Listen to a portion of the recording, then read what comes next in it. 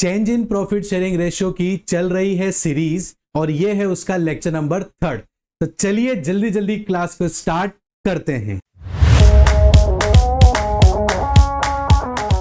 Hello and welcome, मेरा नाम है शाहरुख खान और स्वागत करता हूं मैं आप सभी का हमारे इस YouTube चैनल पे जिसका नाम है FMI करियर इंस्टीट्यूट, जहां पर मिलता है आप सभी को कंप्लीट सॉल्यूशन 11th-12th कॉमर्स के रिगार्डिंग।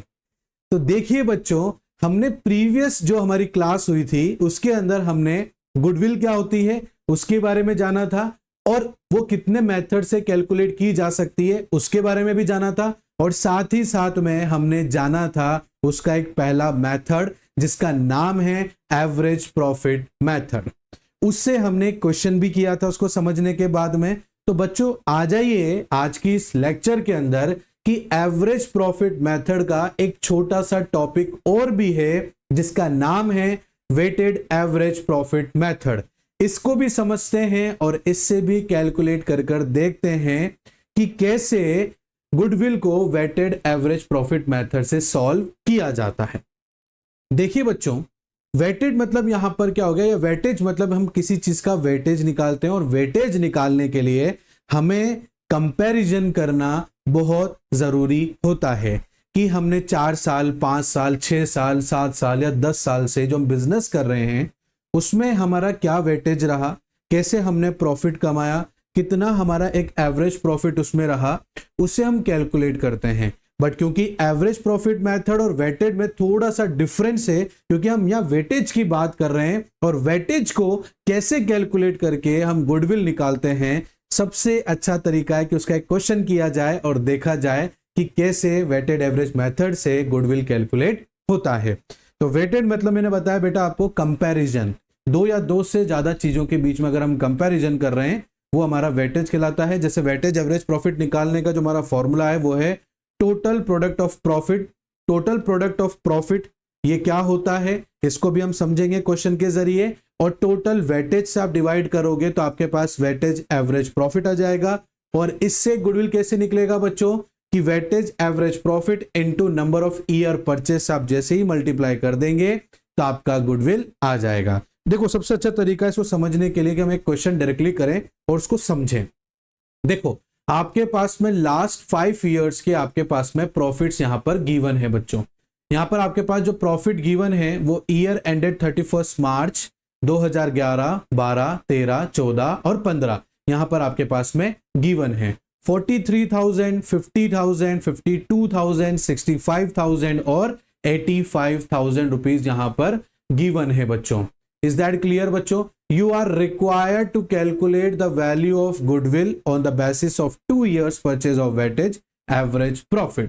देखो बेटा, इसको करने का सबसे अच्छा तरीका और समझने का अच्छा तरीका यह है कि देखिए आप यहां पर ईयर एंडेड है क्वेश्चन के अकॉर्डिंग 31 मार्च, ठीक है, और हम एक एक ईयर ले लेंगे। हमारे पास में 12, 2013, 2014 और 2015, ये 5 साल के हम प्रॉफिट को कंपेयर करेंगे। कितने साल के बेटा? 5 साल के प्रॉफिट को, जिसमें से ये हमारा प्रॉफिट पहला वाला है 43,000 रुपीज हमारा पास प्रॉफिट है।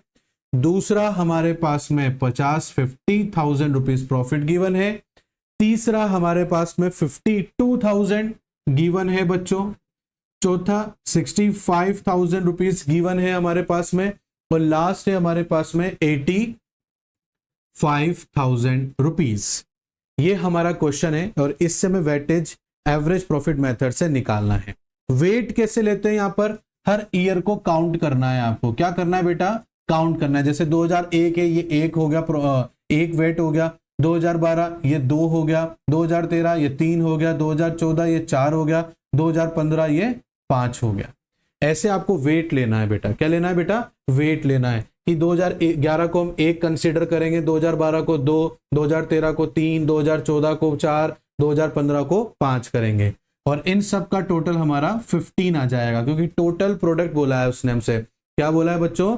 टोटल प्रोडक्ट बोला है। अब प्रोडक्ट क्या होता है बेटा? प्रोडक्ट मतलब यहां पर ये हो गया कि हमें एक एक ईयर को उसके वेट से मल्टीप्लाई करना है। जैसे 43 के सामने 1 है तो 43 इंटू 1 43,000 रुपीज बेटा। 50,000 इंटू 2 1 लाख रुपीज, ये प्रोडक्ट्स निकल कर आ रहे हैं। जब हम वेट्स को प्रॉफिट से मल्टीप्लाई करेंगे तो हमारे प्रोडक्ट निकलेंगे, उसको प्रोडक्ट बोलते हैं। 52 को हम 3 से मल्टीप्लाई करेंगे तो 1,56,000 रुपीज हो जाएगा बच्चों। 65 को हम 4 से मल्टीप्लाई करेंगे तो 2,60,000 रुपीज हो जाएगा बच्चों। और 85,000 इंटू 5 करेंगे बच्चों तो 4,25,000 रुपीज हो जाएगा। इज दैट क्लियर बच्चों? आ रही बात समझ में आप लोगों को? और हम जब इन सबको प्लस करेंगे 4, 6, 7, 8, ठीक है ना, ऐसे करके जो हमारा टोटल है वो 9,84,000 रुपीज आ जाएगा। कितना आ जाएगा बेटा? 9,84,000 रुपीज।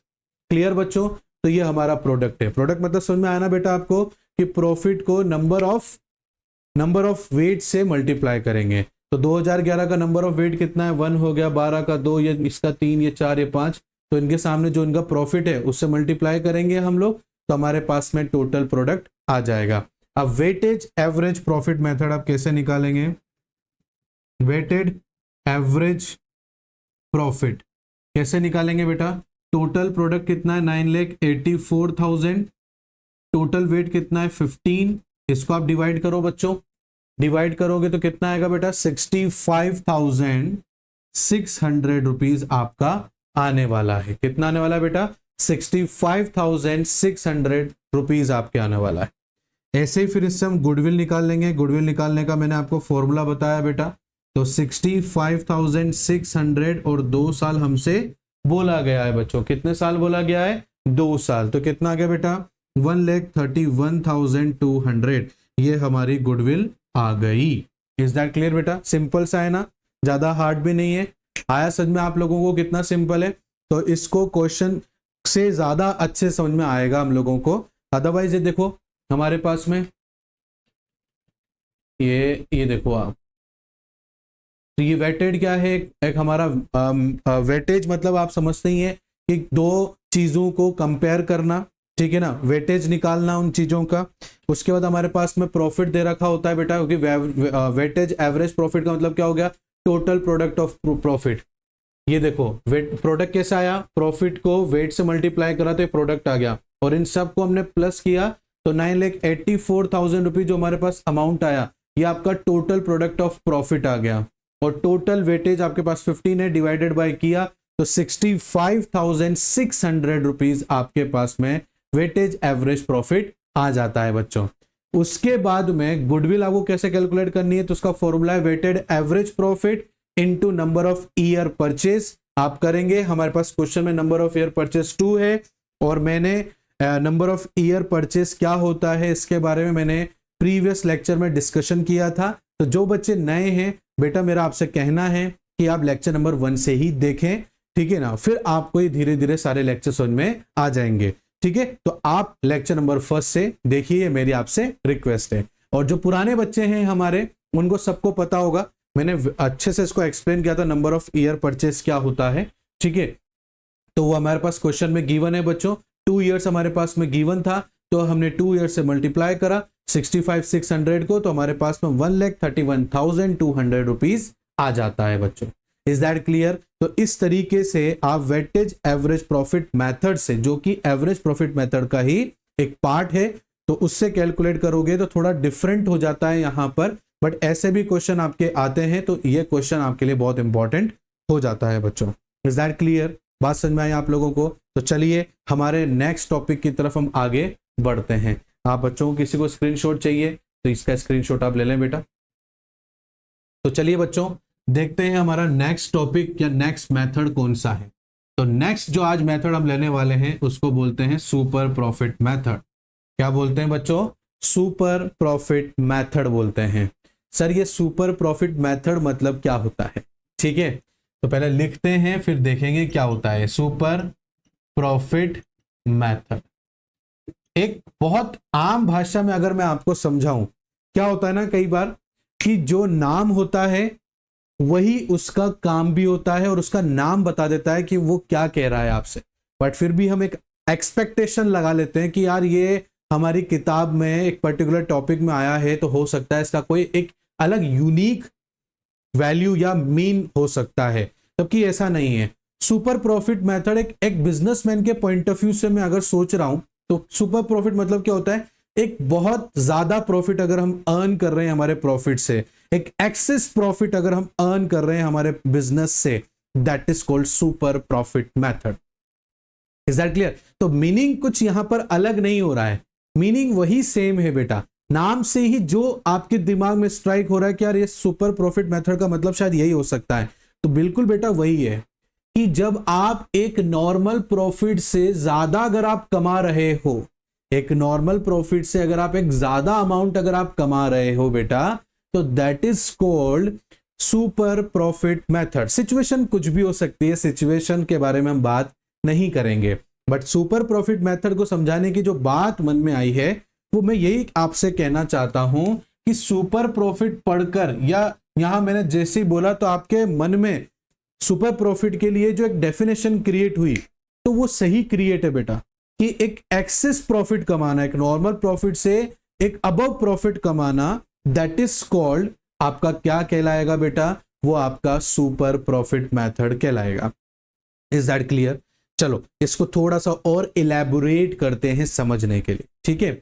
जैसे बच्चों देखो, अगर हम किसी बिजनेस में इन्वेस्ट करते हैं, सपोज कीजिएगा किसी बिजनेस में अगर हम इन्वेस्ट करते हैं और इन्वेस्ट करने के बाद में आपको ये महसूस हो इन्वेस्ट करने से पहले या इन्वेस्ट करने के दौरान में कि अगर मैं इस पर्टिकुलर बिजनेस में 1 लाख रुपए लगाऊंगा तो मुझे कम से कम नॉर्मल प्रॉफिट कमाने का मौका इस पे 5% तो मिलना ही मिलना है। कितना बेटा? 5% तो मुझे मिलेगा ही मिलेगा। That is called normal profit, कि यार ये तो अगर मैं 1 लाख रुपए लगाऊंगा ना तो मुझे 5% तो प्रॉफिट मिलेगा, ये तो कहीं नहीं जा रहा है, तो that is called normal profit, कि इतना इन्वेस्ट करने पर इतना तो रिटर्न मुझे मिल ही जाएगा। ये हो गया आपका नॉर्मल प्रॉफिट। इट मींस ये हो गया आपका 5000 रुपीज। इज दैट क्लियर बच्चों? आई बात समझ में? बट हुआ क्या, आपने 1 लाख रुपए लगाए बेटा और आपको बदले में रिटर्न मिल रहा है 10%। कितने परसेंट मिल रहा है? उसी सेम कैटेगरी, कोई अलग अलग कैटेगरी ऑफ बिजनेस नहीं है। मैं आपको भले चाहो तो दोबारा रिपीट कर देता हूं कि एक किसी पर्टिकुलर बिजनेस में आप एंटर होना चाहते हैं और वहां पर आपको लग रहा है कि अगर मैं 1 लाख रुपए लगाऊंगा तो 5% प्रॉफिट तो मेरा कहीं नहीं गया, ये तो मुझे मिलना ही मिलना है, भले मार्केट में मंदी क्यों ना चल रही हो। तो that is called normal profit. और इसका हमने एक एग्जांपल लेके 5000 रुपीज इसका एक नॉर्मल प्रॉफिट आ रहा है। इज दैट क्लियर बेटा? बट उसी सेम कैटेगरी में आपने जब इन्वेस्ट किया तो आपका जो बदले में रिटर्न आया वो 10%, मतलब ज्यादा आया, 10% आया। तो कितना, तो ये बेटा ये कितना हो गया ज्यादा? 5% हो गया। तो ये 5% जो है ना, ये ही आपका सुपर प्रॉफिट है, क्योंकि आपको कंपेरेटिवली 5% एक्सेस मतलब ज्यादा मिल रहा है। तो एक्सेस मतलब यहां पर क्या हो गया बच्चों? Super profit. तो यहां पर ये देखो बेटा 10,000 रुपीज प्रॉफिट कमाने का मौका मिला, तो ज्यादा कितना कमाने का मिला मौका? 5,000 रुपए। तो ये 5,000 रुपए एक्सेस है और इसी को ही हम क्या कहते हैं? सुपर प्रॉफिट कहते हैं। इज दैट क्लियर बच्चों? तो ये आपका सुपर प्रॉफिट हो जाता है। आई बात समझ में आप लोगों को? क्लियर हुआ ना? हाँ, तो देखो बेटा इस सुपर प्रॉफिट से भी हम हमारी गुडविल कैलकुलेट कर सकते हैं।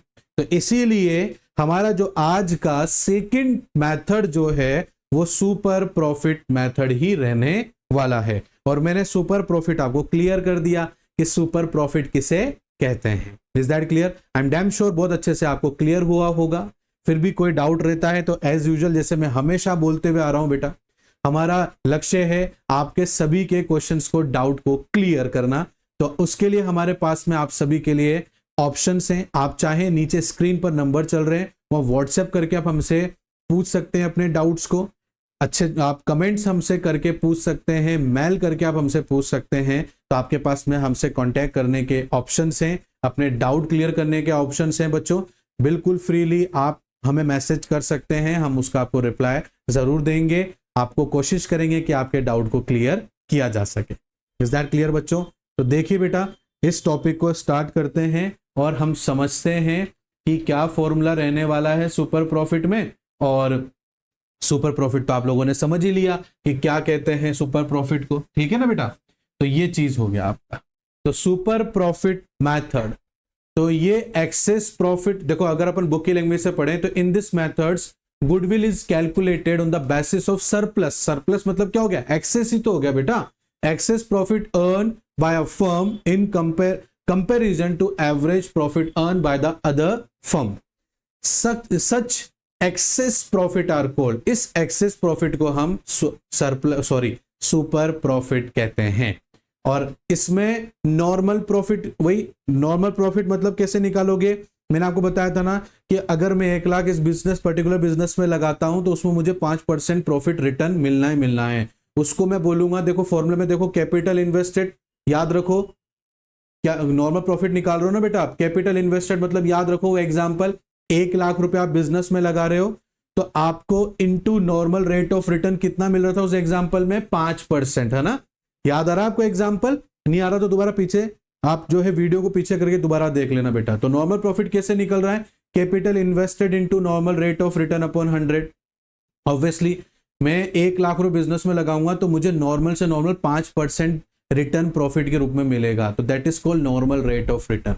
Is that clear. तो जितना पैसा लगाया उसका परसेंटेज निकाल के मेरे पास में नॉर्मल प्रॉफिट आ जाएगा, ठीक है ना। और सुपर प्रॉफिट कैसे निकलेगा, जो अभी एक्चुअल में आपने कमाया और जो आपने नॉर्मल प्रॉफिट सोचा था उसको माइनस कर दोगे। तो याद करो हमारा जब हम एग्जांपल ले रहे थे तो 5,000 आया था और एक्सेस में हमारा सुपर प्रॉफिट में 10,000 आया था, तो ये हमारा 5,000 रुपए क्या था, सुपर प्रॉफिट था ना बेटा। तो वही हम कर रहे हैं, हमारे पास में ये क्या है, नॉर्मल प्रॉफिट हो गया, ये हमारे पास में एक्चुअल या एवरेज प्रॉफिट, इसको या तो एक्चुअल बोल दो या एवरेज प्रॉफिट बोल दो। इन दोनों को माइनस करेंगे तो हमारे पास में क्या आ जाएगा बेटा, हमारे पास में सुपर प्रॉफिट आ जाएगा कि भाई एक्चुअल एवरेज प्रॉफिट कितना कमा रहे हो और नॉर्मल प्रॉफिट कितना सोचा था, माइनस करो, है ना। एक्चुअल एवरेज प्रॉफिट ज्यादा है, नॉर्मल प्रॉफिट कम है, तो मतलब सुपर प्रॉफिट हो जाएगा। नेगेटिव में आ रहा है तो फिर मतलब हम सुपर प्रॉफिट अर्न कर ही नहीं रहे हैं, क्योंकि उसमें normal profit greater than actual average profit हो रहा है ना बेटा, तो वो तो बात ही नहीं बनती है। बट एक्चुअल एवरेज प्रॉफिट में से जैसे ही आप नॉर्मल प्रॉफिट माइनस करोगे तो आपके पास जो बच गया that is called super profit. और सुपर प्रॉफिट से आप गुडविल कैसे कैलकुलेट करोगे, तो super profit into number of year purchase. Number of year purchase question में गिवन रहता है, उससे आप मल्टीप्लाई करेंगे और आपके सामने आंसर आ जाएगा। इज दैट क्लियर बच्चों, सिंपल है ना, इजी है, कोई हार्ड नहीं है। चलो इसका एक क्वेश्चन करके देखते हैं बच्चों हम लोग। ये रहा हमारे पास में इसका एक क्वेश्चन। चलो क्वेश्चन पढ़ते हैं बच्चों और क्वेश्चन पढ़ के फिर उसको सॉल्व करते हैं। लिखा है एक फर्म जो है नेट प्रॉफिट कमाती है लास्ट 7 ईयर्स में। जैसे 2009 में 20,000 का प्रॉफिट कमाया, 2010 में 70,000 का लॉस हुआ, तो जो लॉस है वो माइनस करेंगे, ठीक है ना, और प्रॉफिट को ऐड करेंगे।